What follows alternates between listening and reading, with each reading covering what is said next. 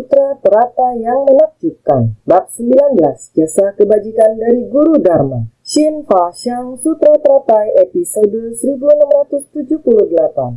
Satu rupa, satu aroma. Bahkan segala dharma adalah jalan tengah. Bahkan satu rupa ataupun satu aroma, tiada yang bukan jalan tengah. Segala dharma adalah jalan tengah.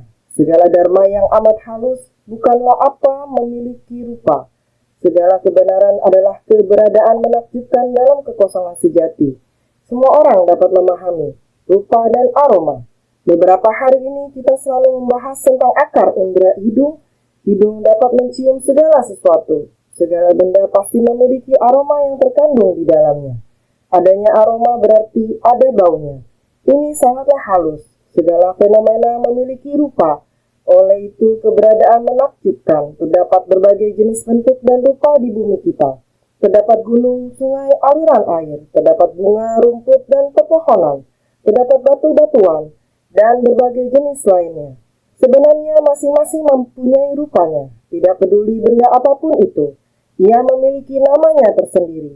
Dengan adanya nama akan memiliki aromanya. Ia mempunyai aromanya tersendiri. Maka aroma adalah bebauan. Ini dimiliki oleh segala sesuatu di dunia. Semua benda memiliki bentuk dan rupa. Apalagi manusia. Manusia juga hadir dengan berbagai bentuk dan rupa.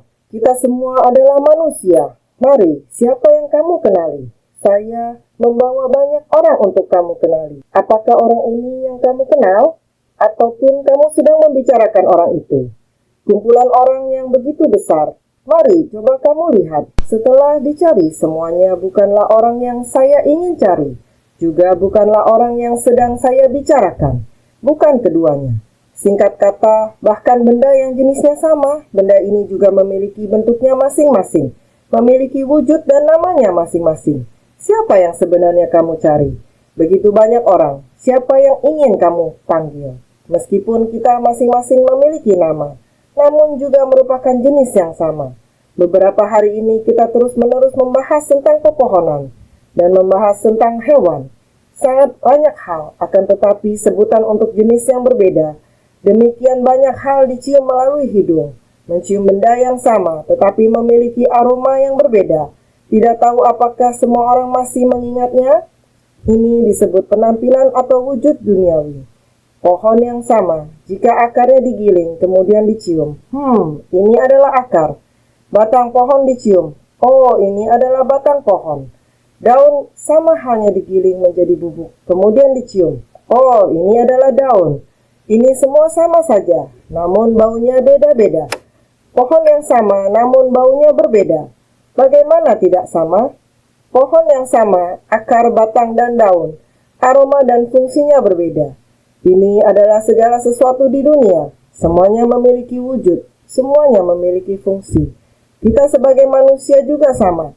Kita manusia dilihat secara umum. Seluruhnya adalah manusia. Akan tetapi saya ingin mencari seseorang. Saya ingin mencari seseorang, bukan dia, juga bukan dia. Saya ingin mencari orang bermagacang, si Anu. Siapakah yang ingin dicari? Saya tidak dapat menyebut namanya. Pada intinya, saya ingin mencari orang tersebut, sehingga ada marga tanpa nama. Di tengah kerumunan ini juga tidak dapat ditemukan yang memiliki marga yang sama sangat banyak, sehingga untuk mencari nama seseorang tidaklah mudah. Singkat kata, manusia tetaplah manusia, tetapi dengan nama yang berbeda. Nama yang berbeda menunjukkan orang yang berbeda, dan sifat orang yang berbeda pun tidak sama. Jadi ada kesamaan, tetapi kesamaan itu juga berbeda. Kesamaan ini secara umum memang ada kesamaan, tetapi dalam perbedaan ada ketidakserupaan. Hal ini yang perlu kita pahami. Bagaimana ajaran Dharma dapat berlaku secara universal di antara manusia, meskipun hukum itu memiliki fungsi yang berbeda-beda. Ajaran dengan nama yang sama pun memiliki tingkat yang berbeda. Kendaraan besar, kecil, atau sedang. Ini perlu diajarkan sesuai dengan kapasitas. Semua ini berbeda-beda. Inilah merupakan keberadaan menakjubkan di dunia. Sesuatu yang tampak terlihat tetapi sepertinya tidak dikenali. Sesuatu yang tidak dikenali namun memiliki fungsi di dalamnya. Banyak hal menakjubkan seperti ini. Dan kita perlu bersungguh hati membedakannya. Oleh karena itu, kita harus lebih banyak berkenalan dengan orang, memahami sifat-sifat mereka, mengenali kelebihan mereka, mengetahui kekurangan mereka, dan memahami cara berinteraksi dengan mereka untuk melakukan pekerjaan yang berbeda-beda. Hal ini disebut sebagai mengenali orang. Manusia yang mampu memanfaatkan kemampuan orang lain disebut mengenali orang. Karena dia mengenali orang, dia tahu cara memanfaatkan kemampuan mereka. Orang ini dapat bersatu membentuk sebuah organisasi yang terbaik. Prinsip yang sama berlaku di sini. Jadi, bahkan satu rupa ataupun satu aroma, tiada yang bukan jalan tengah, dapat memanfaatkannya. Inilah yang disebut jalan tengah. Tidak peduli apakah pohon ini besar atau kecil. Pohon ini memiliki akar, batang, cabang, dan daun. Bagaimana cara mengenali rasanya dan aromanya? Bagaimana cara memahaminya? Hal ini benar-benar membutuhkan kesungguhan hati untuk mengenalnya. Jika kamu mengenalnya, yang diperlukan hanyalah menggunakan jumlah daun yang tepat. Meskipun dia menderita penyakit berat, dia hanya perlu menggunakan daun untuk menyembuhkannya. Inilah adalah pengobatan yang sesuai dengan penyakitnya. Meskipun hanya penyakit ringan, bagaimana kalau saya coba daun kecil ini? Saya coba makan saja. Kamu tidak akan mendapatkan hasilnya. Yang kamu butuhkan adalah akar pohon. Kenapa bisa begitu? Penyakitku lebih ringan dari dia. Gejala penyakitmu berbeda dengannya. Yang kamu butuhkan adalah obat. Ini yang lebih kuat. Meskipun tampak ringan di luar, sebenarnya tubuhmu membutuhkan yang lebih berat. Penyakitmu lebih serius dan lebih kompleks. Jadi kamu harus menggunakan obat ini. Oleh karena itu kita membutuhkan dokter.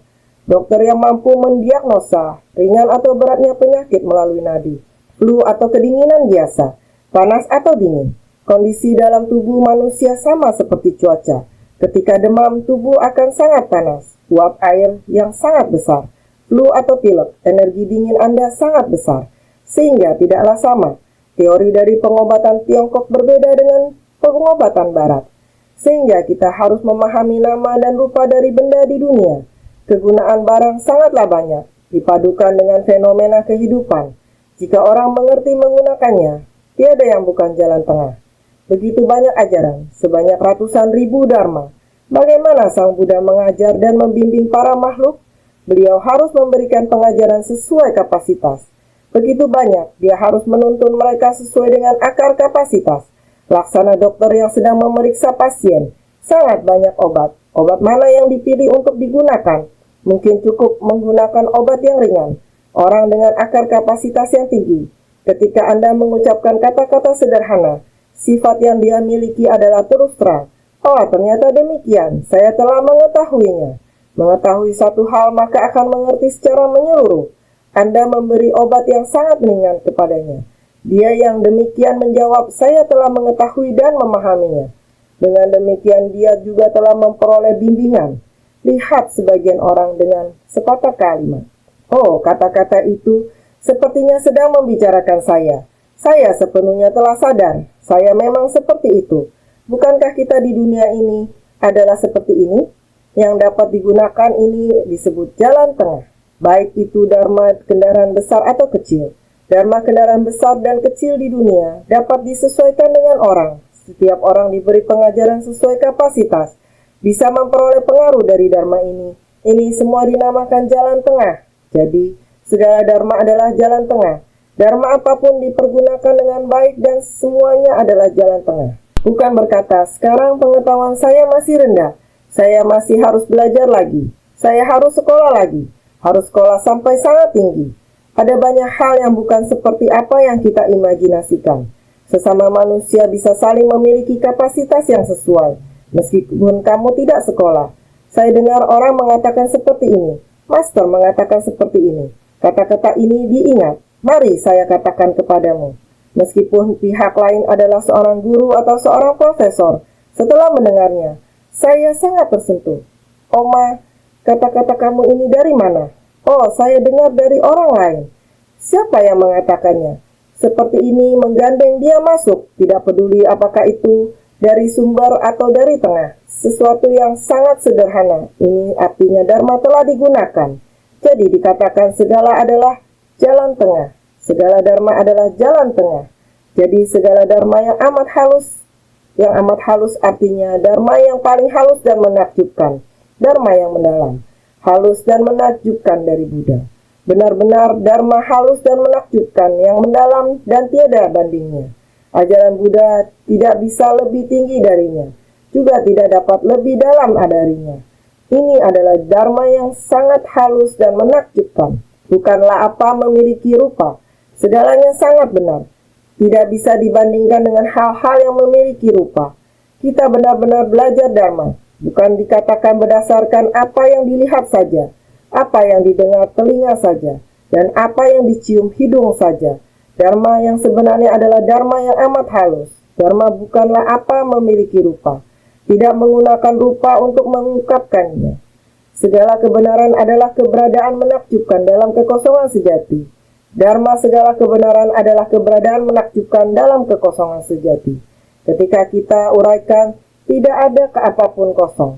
Sangat penting bagi manusia. Ruang yang kita miliki di sini dapat menampung kita semua. Kita memiliki jarak seperti ini. Ketika saya berbicara, saya memiliki jangkauan seperti ini untuk didengarkan. Ruang dan jarak ini mempunyai aturan tertentu. Segala kebenaran ini adalah kebenaran yang menakjubkan dalam kekosongan sejati. Inilah yang disebut dharma. Jika kita dapat memahami dharma, maka dharma dapat kita gunakan untuk menghadapi kehidupan sehari-hari. Oleh karena itu, rumput ataupun pohon, tumbuh-tumbuhan, mereka perlu ruang mereka sendiri. Tanah ini tidak sesuai menanam tanaman ini. Tidak ada gunanya menanam tanaman di tanah ini. Tanaman ini mudah tumbuh subur di tanah ini, dan tumbuhan yang di taman akan menghasilkan kualitas yang paling bagus. Tanah dan tumbuhan semuanya memerlukan tanah dan suhu yang sesuai, supaya dapat menyatu dan tumbuh subur. Oleh karena itu, dunia sangat halus dan menakjubkan. Tanah yang sama namun tidak sesuai untuk menanam tumbuhan ini. Tanaman yang sama namun tidak dapat ditanam di tanah ini. Semuanya harus ada kesesuaian, prinsip kebenaran yang sama. Pohon begitu besar, segumpal tanah ini bisa menanam pohon ini. Pohon ini dinamakan pinus hitam. Pohon pinus ini memberikan keteduhan dari sinar matahari. Ini sangatlah besar. Kalau diletakkan di alam semula jadi di dalam tanah, ia bisa leluasa menjulurkan akarnya. Leluasa tumbuh besar. Dengan keterbatasan dalam lingkungan ini, hanya dapat tumbuh sebesar ini. Beberapa tahun yang lalu melihatnya demikian. Sekarang melihatnya juga masih sama demikian. Oleh karena itu, waktu dan ruang akan mempengaruhi tanaman ini. Selamanya adalah demikian. Ruangnya hanya demikian saja. Ia tidak ada tempat untuk mengembangkan. Tetap seperti demikian. Ini mempunyai sebutan yang sama, tapi kondisi yang berbeda. Ia berada di ruang tersebut dan terbatasi di tempat tersebut. Ini merupakan prinsip kebenaran di dunia. Ini merupakan kelompok rerumputan dan pepohonan. Kelompok rerumputan atau pepohonan diambil untuk dicium, benar-benar dicium. Ia akan memiliki aroma baunya. Di depan saya ada sekeping kayu kering. Di atasnya didekorasi dengan beberapa helai daun. Jika Anda mengambilnya untuk dicium, ia juga memiliki aromanya sendiri. Selalu harus bersungguh hati, menciumnya dengan sungguh-sungguh. Maka akan bisa mengetahui, oh ternyata ini adalah barang apa, ini adalah barang apa. Ia memiliki fungsinya, membawanya di atas meja ini mau untuk apa. Tidak meletakkannya di sini, maka akan terlihat lebih indah. Menambahkan atmosfer yang enak dilihat. Dengan menambahkan benda ini, akan merasa adanya suasana yang seperti ini. Inilah atmosfer, inilah aroma. Segala sesuatu akan selalu memiliki atmosfer dan aromanya masing-masing. Ada baunya. Jadi jika berkata kepada kalian hingga ke poin ini, naskah sutra selanjutnya jika semua orang memahami, membicarakan naskah sutra yang selanjutnya lagi, maka akan lebih jelas lagi. Akar hidung ini harus bagaimana untuk menghirup harum dari dharma.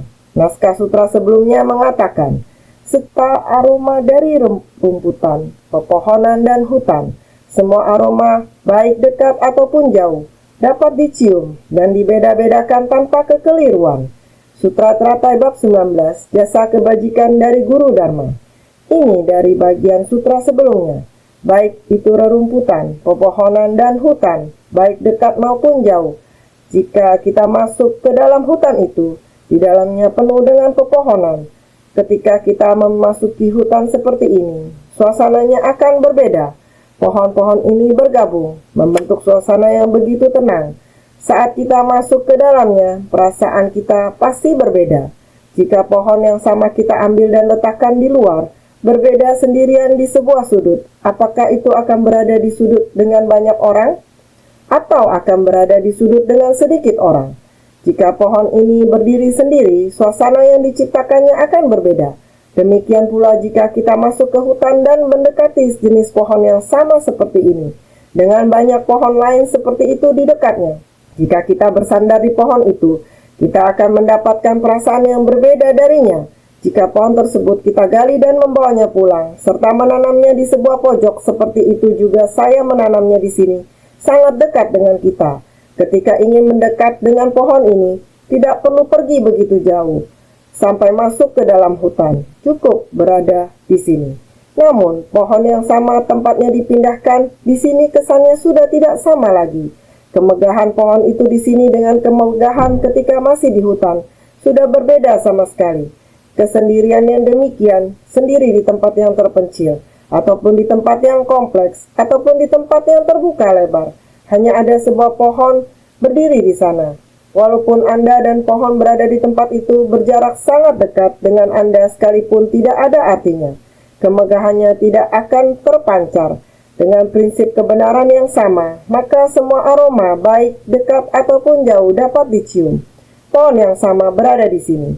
Aroma yang tercium akan berbeda dengan ketika di sana hutan. Maksudnya adalah sama, saya mengenalnya di sini. Dengan saya mengenalnya di sana, akan berbeda. Ini dapat dibedakan. Pohon ini di tempat ini, daya kehidupannya akan lebih lemah. Jika berada di tempat itu, daya kehidupannya akan lebih kuat. Dapat dibedakan dengan mencium. Maka dapat dicium dan dibeda-bedakan tanpa kekeliruan. Walaupun terdapat jarak antar pohon ini, juga dapat tercium. Demikianlah sungguh menakjubkan. Lebih lanjut dikatakan, baik dekat ataupun jauh, maksudnya adalah kehidupan sekarang ini disebut dengan dekat. Masa paling dekat adalah kehidupan ini. Lebih dekat lagi adalah hari ini. Semakin dekat lagi adalah saat ini. Ini dinamakan dengan dekat. Ini menggambarkan waktu. Waktu bisa dekat atau jauh dari masa kini. Waktu yang dekat bisa sedekat saat ini. Waktu yang jauh bisa sejauh kehidupan yang jauh di masa lampau. Itulah yang dimaksud dengan jauh. Dulu saya berulang kali memberitahu semua orang tentang samsara fragmentaris dari kehidupan kita sebelumnya. Kita membawa karma yang kita ciptakan ke kehidupan sekarang ini. Dalam kehidupan ini, karena kebingungan, kita akan membawa karma lebih ke kehidupan kita selanjutnya. Jadi, dalam samsara yang dekat maupun jauh ini, kita membawa karma kita dari satu fragmen ke fragmen selanjutnya. Ini adalah samsara fragmentaris yang dialami oleh makhluk awam. Jika kita ingin terbebas dari kelahiran kembali ke fragmentaris di dunia ini, maka kita harus menerima Buddha Dharma. Maka di kehidupan kita selanjutnya, kita dapat mengubah kesadaran menjadi kebijaksanaan. Di kehidupan ini, kita harus dengan bersungguh hati melatih diri. Kita bersedia menerima karma buruk masa lampau kita. Maka kita dapat melenyapkan karma saat kondisi muncul. Jika kita dapat mengakhiri jalinan masa lalu yang membawa kita pada samsara, bagian ini telah selesai dan tidak menjalin yang baru lagi.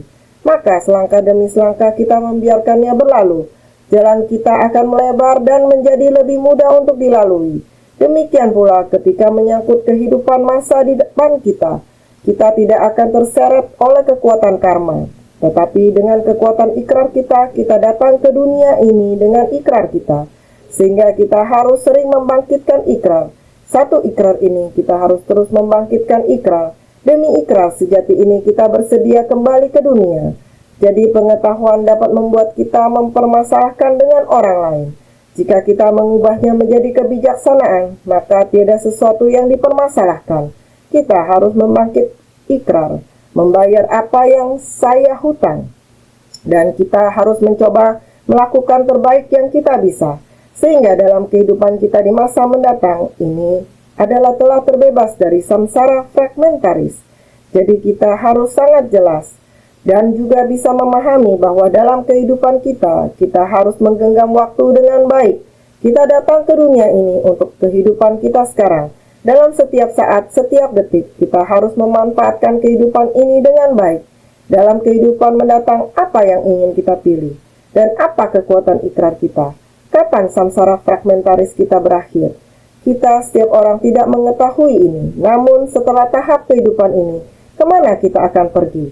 Apakah kita akan terseret oleh kekuatan karma kita? Atau apakah kita datang ke dunia karena kekuatan ikrar kita? Ini sangat penting. Semoga semua orang bisa bersungguh hati memahaminya. Apakah kita melihat dengan mata kita, mendengar dengan telinga, atau mencium dengan hidung kita? Kita harus menyadari bahwa apakah pola pikir pada saat ini akan mempengaruhi kehidupan kita di masa depan.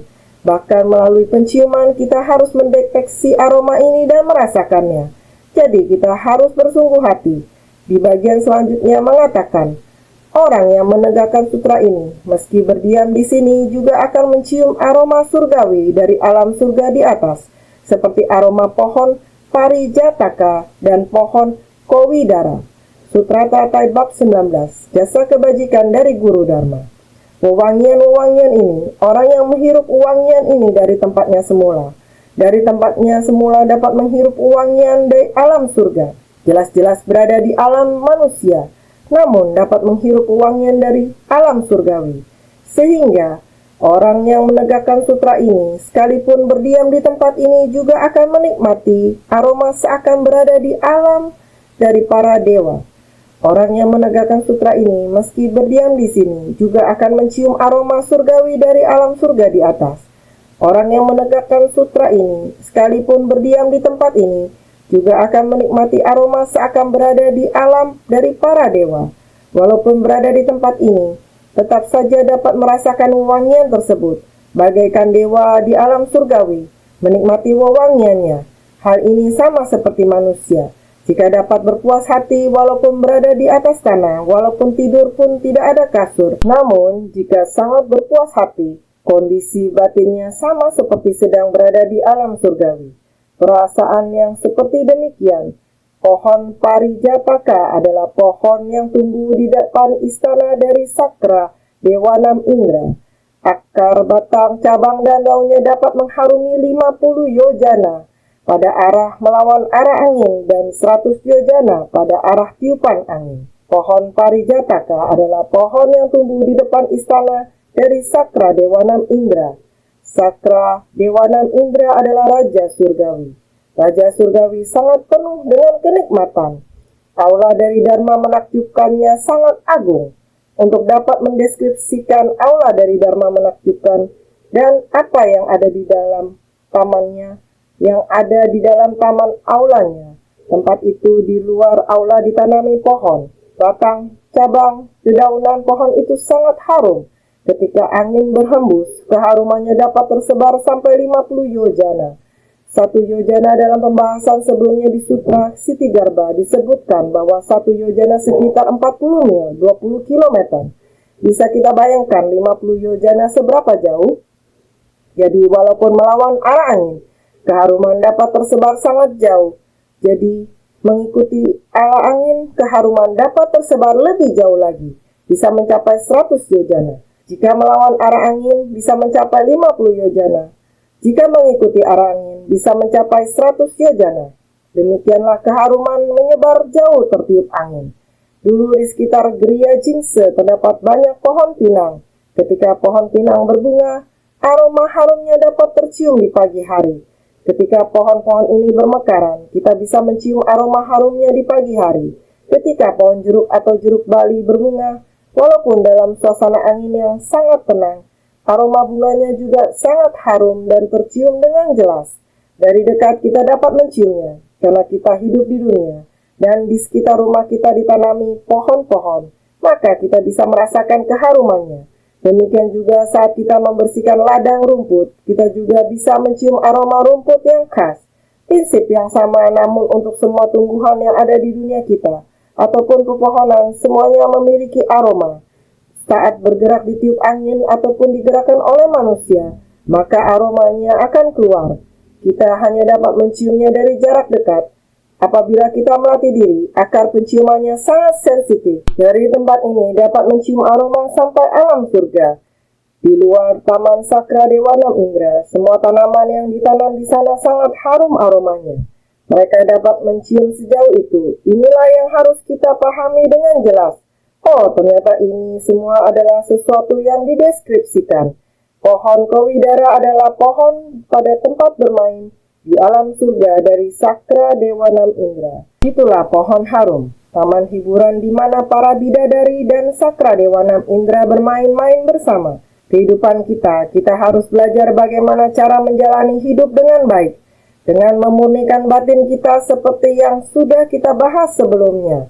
Apabila seseorang dapat berpuas diri, walaupun kita tidur di atas tanah, kita tetap akan merasa seperti berada di surga. Oh, saya dapat beristirahat, sungguh bagus. Mereka sudah sangat puas. Prinsip kebenaran yang sama apabila orang yang melatih diri melihat sesuatu. Mereka dapat menganalisa apa sesungguhnya benda tersebut, menganalisanya dengan cepat. Ini semua tergantung pada kapasitas masing-masing dan bagaimana mengatasi terhadap lingkungan. Bagaimana kita memahaminya. Naskah berikutnya, serta aroma bunga Mandrarawa, aroma bunga Mahamandarawa, aroma bunga Manjusaka, dan aroma bunga Mahamanjusaka, aroma cendana, gaharu, dan berbagai macam wewangian bubuk, serta aroma bunga campuran. Sutra Teratai Bab 19, Jasa Kebajikan dari Guru Dharma. Naskah sutra bagian ini sangat sederhana. Sebelumnya telah membahas semuanya. Hal yang sering muncul di sutra semuanya menggambarkan kondisi tersebut, serta aroma bunga Mandarawa, aroma bunga Mahamandarawa, aroma bunga Manjusaka, aroma bunga Mahamanjusaka adalah bunga putih kecil dan bunga putih besar. Semua memiliki aroma. Aroma bunga merah kecil, aroma bunga merah besar, bunga dengan warna yang berbeda, bunga besar dan kecil, serta aroma bunga Mandarawa, aroma bunga Mahamandarawa, aroma bunga Manjusaka, aroma bunga Mahamanjusaka. Ini adalah aroma bunga putih kecil, aroma bunga putih besar, aroma bunga merah kecil, aroma bunga merah besar. Nama pohon ini, aroma cendana, gaharu, dan berbagai wangian bubuk, serta aroma bunga campuran. Praktek yang dijalankan oleh para dewa adalah bukan satu jenis saja, maka disebut sebagai aroma bunga campuran. Karena melatih diri di tempat itu adalah bukan satu jenis saja, namanya beraneka ragam. Di tempat tersebut terdapat begitu banyak jenis bunga, tidak mampu menghayati dan memahaminya. Sebenarnya ada seberapa banyak. Aroma cendana, gaharu, dan berbagai macam wewangian bubuk, serta aroma bunga campuran. Praktek yang dijalankan oleh para dewa adalah bukan satu jenis saja, maka disebut sebagai aroma bunga campuran. Di dunia kita terdapat segala macam aroma wewangian. Segala macam hal memiliki aromanya masing-masing. Dan berbicara tentang surga, berbagai macam benda adalah bukan satu jenis saja. Setiap pohon memiliki dedaunan, cabang, akar, batang, dan banyak lagi. Dapat dibagikan menjadi sangat banyak. Bentuk akar, cabang, dan daun setiap jenis pohon memang berbeda-beda. Benar-benar sangat kompleks, namun kita sebagai praktisi seharusnya dapat memahami para benda ini. Hanya saja orang yang harus berada di sana untuk merasakannya sendiri. Kita berdiri di sebidang tanah. Di atas tanah tersebut ada pepohonan, bunga, dan rumput. Kita berdiri di tempat tersebut. Inilah buah pohon, wangi dari pohon buah-buahan. Kita dapat membedakannya. Oh, aroma wangi ini adalah buah pinang. Aroma wangi dari pohon pinang. Pada saat itu kita dapat membedakannya, ataupun itu adalah bunga osmanthus. Oh, ini adalah aroma wangi dari bunga osmanthus. Tidak perlu dilihat, setelah beberapa waktu hanya dengan mencium aromanya saja sudah tahu. Ini adalah wangi bunga osmanthus. Ini adalah wangi tanaman kemuning. Ini adalah pohon, yaitu wangi dari pohon pinang. Sejenis ini kita manusia biasa sudah lama hidup di alam ini. Kita punya cara untuk membedakannya. Tetapi ada lingkungan kecil yang seperti ini. Ada orang biasa yang begini. Semua ada cara untuk melatihnya. Terlebih lagi orang yang khusus berlatih untuk mencium berbagai aroma seperti ini. Dan cara untuk menggunakan wewangian ini, itu sudah lebih dalam. Terlebih lagi orang yang melatih diri.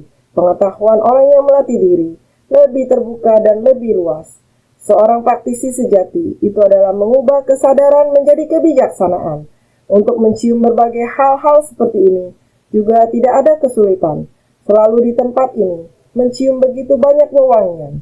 Apa fungsinya? Ini harus ada prinsipnya. Oleh karena itu, para bodhisatwa, genggamlah waktu. Kita harus bersungguh-sungguh memanfaatkan waktu dengan baik. Digunakan dalam dharma kita harus pahami. Oleh karena itu, kita harus senantiasa lebih bersungguh hati.